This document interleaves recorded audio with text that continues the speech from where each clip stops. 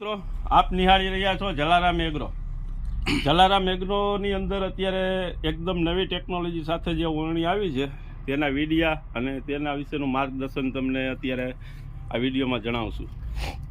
સૌ પ્રથમ આ નવદાતાની ઓળણી છે, 3 સ્ટેપમાં જે છે એની અંદર 9 દાતા, 4 પાટલી અને જીરાની છાટણી છે.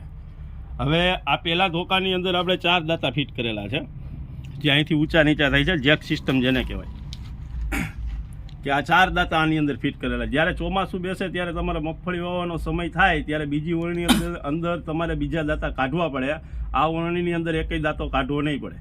આ પાછળ 5 દાતા છે, આને ઉપર લઈ લ્યો, આને નીચે બેસાડો એટલે આ તમારે 4 દાતાનું જ વાવેતર થાય. કોઈ પણ વસ્તુ જમીન નડશે ને એકદમ ઉપર આવી જશે. જમીનથી 8 ઇંચ ઉપર હાલશે, 8 ઇંચ 4 દાતાનો જ ઉપયોગ થશે, જેથી જમીન તમારી હુકાય નહીં અને 4 લીટા જ થશે અને બીજી જમીન ખોટી વિખાશે નહીં. 4 દાતાની અંદર તમે વાવેતર કરતા હોય. હવે આવે જારીનો પ્રશ્ન, તો જારીના પ્રશ્નની અંદર તમારે 16ની જારી હોય, 32ની જારી, એટલે ટૂંકમાં 16ની છે, 20ની છે અથવા તો 28ની જારી છે. જે કાંઈ જારીનો ફેરફાર કરવાનો હોય આ સ્ટ્રે બાર છે, જેથી દાંતો તમે માત્ર બોલ ઢીલા કરી અને દાંતો ફેરવી ટેપ સુધી માપી અને તમે જારી સેટ કરી શકો છો. 4 દાતાનું વાવેતર છે. ત્યાર પછી આમાં 5 દાતાનું.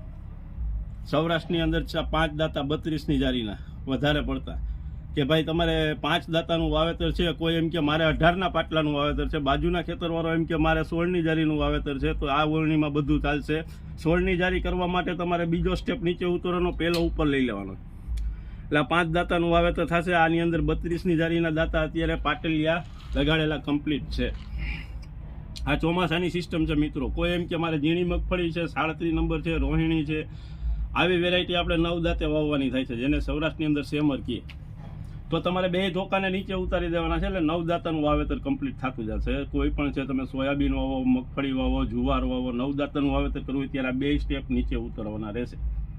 ત્યાર પછી તમારા શિયાળાની સિસ્ટમની અંદર ચણા 3 દાંતે જાજા ભાગે વાવતો ચણો 24ની જારીનો. 24ની જારી એટલે પહેલા ધોકાની અંદર તમારે 24ની જારીના 3 દાતા ફિટ કરી દેવાના છે. એટલે ચણા વાવવા હોય ત્યારે તમારા 3 દાતા જ નીચે ઉતારવાના.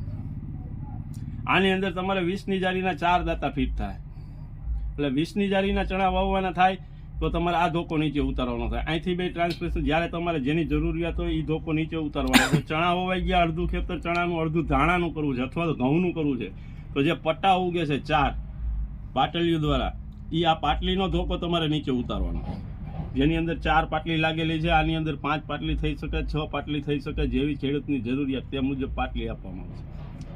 તો જ્યારે તમારે પાટલીયું વાવેતર કરવું હોય એ પણ આગળ પાછળ છે. આ પાછળ છે, વચ્ચેની 2 આગળ છે, પાછી ઓલી સાઈડની છે, છેલ્લી એ પાછી પાછળ છે. 5 પાટલી કરો તો 3 પાછળ ને 2 આગળ હાલશે. હવે એની અંદર એ સ્ટેપ બાર છે. ઘણીવાર ખેડૂત એવો પ્રશ્ન કરે છે કે પાટલી મારે કેટલાની જારીએ ચડાવવાની, તો તમારે ક્યારો કેવડો કરવો છે એની ઉપર આધાર છે. પાટલી કેટલાની જારીએ ચડાવવી. ક્યારો તમે 60નો કરો, 64નો કરો, 58નો કરો, 68નો કરો, એ મુજબ તમારે પાટલી ચડાવવાની રહે. હવે આ પાટલી વાવેતર કરવું હોય ત્યારે 2 ધોકા ઉપર લઈ લેવાના. ક્યારો પ્લીન નીકળે, દાંતો ક્યાંય અડે નહીં, જમીનથી 8 ઇંચ ઊંચો હાલશે ત્યારે આ પાટલી નીચે ઉતારી દેવાની છે. એટલે પાટલીની અંદર જે પટ્ટા ઉગે ઘઉં દાણાના એનું વાવેતર થઈ શકે. સૌરાષ્ટ્રની અંદર જાજા શિયાળા પાકમાં ચણા, ઘઉં, જીરું અને ડુંગળી. હવે ઘઉંનું વાવેતર તમારે થઈ ગયું અથવા તો ધાણાનું વાવેતર થઈ ગયું કે હવે આપણે ઘઉં દાણા નથી વાવવા, 2-3 વીઘાની ડુંગળી. અત્યારે ડુંગળીનું વધારે ચલણ છે. જે નાસિક વાવે છે, પીળીપત્તી વાવે છે, રોપ નથી કરતા ખેડૂત, ડાયરેક્ટ છાટણીનું વાવેતર કરે છે. તો છાટણીની અંદર આ બેસ્ટ છે કે આની અંદર તમારે જીરાનું વાવેતર થાય. આ 3 સ્ટેપ તમે ઉપર લઈ લ્યો આગળના, એટલે ક્યારો પ્લીન નીકળે. ક્યારો પ્લીન નીકળે ત્યાર પછી આ જે સરિયા છે આના, આ નીચેના, એ એકદમ આ સ્પ્રિંગ ઉપર લગાડેલા છે. સ્પ્રિંગ ઉપર લગાડેલાનું કારણ એ છે કે જેથી કરીને તમારે કોઈ ઢેપો આવે, પથ્થર આવે તો હરિયા ઊંચા થઈ જાય. જેટલી પાં હોય એ પ્રમાણે તમારા જમીનમાં લીટા થતા જાય. લીટા થાય ત્યારબાદ તમારું આમાં બિયારણ પડે. જીરું છે, ઉનાળુ તલ છે અથવા તો ડુંગળી છે, જે કાંઈ વાવેતર કરવું હોય. એટલે આની પાછળ તમારે રાપ, હાકર, કે જે ખેડૂતો અત્યાર સુધી બાંધતા એ કાંઈ રાખવા નથી. રાપની અંદર તમને ખબર છે જમીન ભીની હોય ત્યારે જે આપણે કૂચો, કચરો કે બે કાંઈ વસ્તુ હલવાય છે એની હિસાબે જ્યારે વાવેતર ઉગે ત્યારે અંદર લીટા દેખાય છે. તો આની અંદર તમારે પાછો સમાર જ આવશે, કારણ કે આના લીટા થયા, લીટાની અંદર ડુંગળીનું બી વયું ગયું, તે પછી હમારા જ આવશે પોચો, અહીંથી એડજસ્ટ થશે હમારીઓ તમારો. તમારે પ્રેશર આપવું હોય તો નીચેનો બોલ તમે ટાઈટ કરી શકો છો, ઓછું પ્રેશર કરવું હોય તો બોલને નીચે અડાડીને ઉપરના બોલ ટાઈટ કરો એટલે હરિયો ઉપર આવશે એટલે પ્રેશર ઘટી જશે. પ્રેશર ઘટશે એટલે ડુંગળીનું બી તણાશે નહીં. આ જે વાવેતર થાય છે જીરાનું, ડુંગળીનું, તલનું, એ 29 દાતાનો દત્તાર જે આપણે અત્યારે સૌરાષ્ટ્રની અંદર 1,20,000 1,10,000ની કિંમતના અત્યારે બનાવે છે, માત્ર એની અંદર તમે ડુંગળી વાવી શકો 29 દાતામાં. એવો દત્તારના 1.25 લાખ રૂપિયા, લાખ રૂપિયા કિંમતમાં અત્યારે માર્કેટમાં વેચાય છે.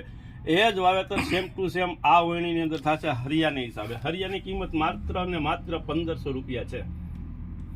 અને એ હરિયાની કિંમત એટલા માટે જમીનમાં થાય છે કે જે લીટો થાય છે, જેટલી પા છે એટલા જ લીટા થશે આની અંદર. બાકી તમે દાંતે વાવતા હોય 29 દાંતે